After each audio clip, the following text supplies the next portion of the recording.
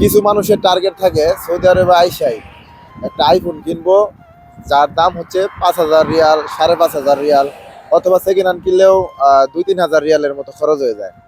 তো ওই যে আমি পিছনে একটা সাইকেল কিনছি, তো এই সাইকেল নিয়ে অনেকের প্রশ্ন আছে যে আমি সাইকেলটা মনে এমনি এমনি কিনছি। সাইকেলটা কিনছি আমি সৌদি আরবের 1300 রিয়াল দিয়া। তো এই সাইকেলটা দিয়ে আমি প্রায় মাসে 1 লাখ টাকার মতো ইনকাম করছি, এমনও মাস গেছে আমার 1300 রিয়াল এই সাইকেলটা কিনা খরচ করছে। তো যেখানে আমার এই সাইকেলটা 1300 রিয়াল দিয়ে আমি কেনার পরে মাসে প্রায় 1 লাখ টাকার মতো ইনকাম করছি। তো আমার 1300 রিয়াল এক মাসে খরচ করলে সমস্যা কি?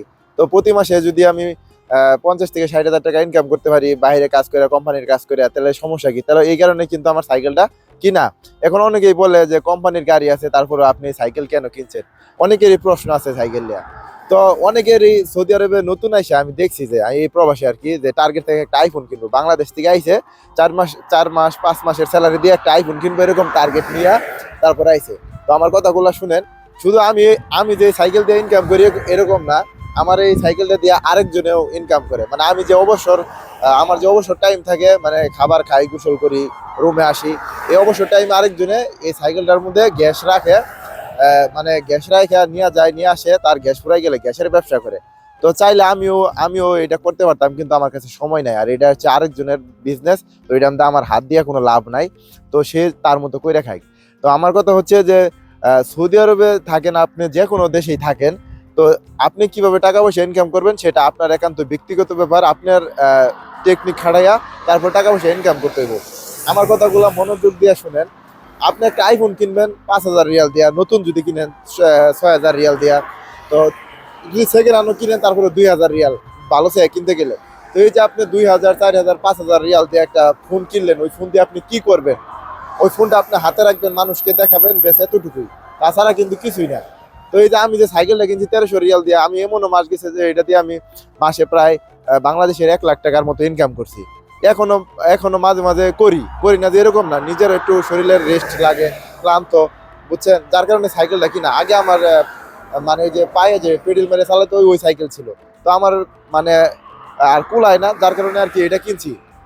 জীবনে টাকা পয়সায় সবকিছু না, ইনকাম করতে হলে নিজের শরীরটারও ভালো রাখতে হইব। তো এই যে আমি সৌদি আরবে এই সাইকেলটা কিনছি, এটা আমার ব্যক্তিগত চিন্তা ভাবনায় বা আমার ভালো হবে আমি এটা মনে করে কিনছি। এখন আমার ভালো তো আর আপনারা বুঝবেন না। অনেকেই বলে যে এই সাইকেলটা কেনার কি দরকার ছিল, এটা তো আপনার কোম্পানিতে গাড়ি যায় আসে।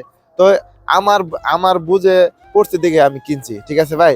তো সৌদি আরবে যদি, বা সৌদি আরবের যে কোনো দেশেই, আপনি যে কোনো দেশে, শুধু সৌদি আরব না, যে কোনো দেশের প্রবাসী হন না কেন, আপনাকে টাকা ইনকাম করতে হইব নিজের ইচ্ছা মতো, মানে নিজের বিবেক জ্ঞান খাটাইয়া। তারপরে আমরা বিদেশ আর সারা জীবন থাকবো না।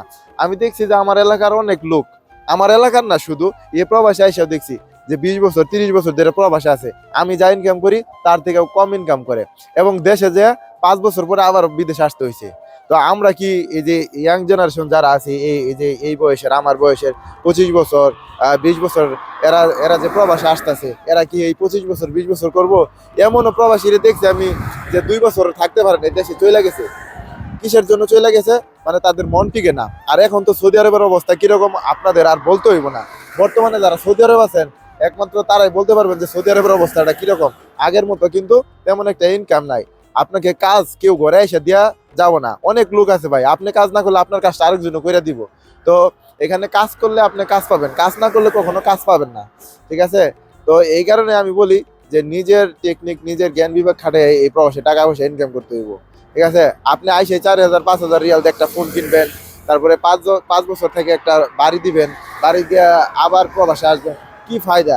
আগে যেহেতু বাংলাদেশে টিকতে পারেন, বা এই প্রবাসে একটা বিজনেস করেন যাতে টিকতে পারেন, যে যে কোনো একটা চিন্তা ভাবনা করেন, করার পরে আগে যেখান থেকে টাকা আসবে আপনি সেই মাধ্যমটা চালু করেন।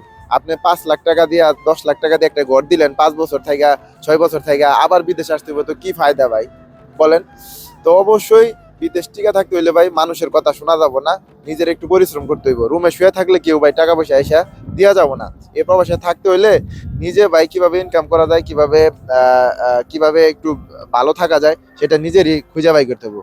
তো ভালো থাকবেন, সুস্থ থাকবেন। আর আমার কথাই যদি ভাই খারাপ লাগা থাকে অবশ্যই কিন্তু জানাবেন, ঠিক আছে?